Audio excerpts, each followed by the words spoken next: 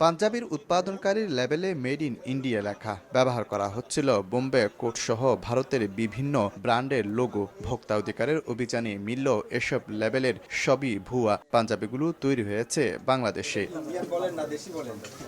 শনিবার দুপুরে চট্টগ্রাম নগরের রিয়াজউদ্দিন বাজারে সেলিম পাঞ্জাবি নামের শোরুমে গিয়ে এমন প্রতারণার প্রমাণ পান ভোক্তার কর্মকর্তারা।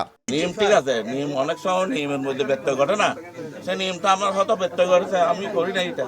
১,৫০০ টাকার পাঞ্জাবি বিক্রি হচ্ছে ১৫,০০০ টাকায়। জিজ্ঞেস করছি ৩০,০০০ টাকা দামের পাঞ্জাবিগুলো দেখেন, তারা বলছে না আমাদের কাছে ৩০,০০০ টাকা দামের পাঞ্জাবি নেই। কিন্তু যিনি র্যাকি করতে আসছেন ওনার কিন্তু একটা রেকর্ডিংও আছেন আর কি। তবে ওনাদের এখানে যেটা ভয়াবহ বিষয় সেটা হচ্ছে ওই যে ঢাকায় ওনারা পাঞ্জাবিগুলা যেগুলো প্রডিউস হয় সেগুলো হচ্ছে মেড ইন ইন্ডিয়া নাম দিয়েই ওনারা এখানে পাঠিয়েছে।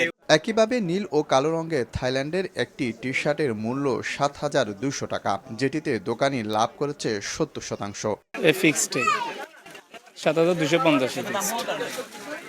এত দাম হওয়ার কারণ তো আমি বলতে পারবো। আপনি কয় টাকা কিনে পড়ছে এটা? ৪,২০০ কিনছেন? হ্যাঁ, দাম রাখছেন ৭,০০০। ৭,২০০ টাকা তো সেল দিচ্ছে, ৭,২০০ টাকা তো অবশ্যই কম হচ্ছে না এটা।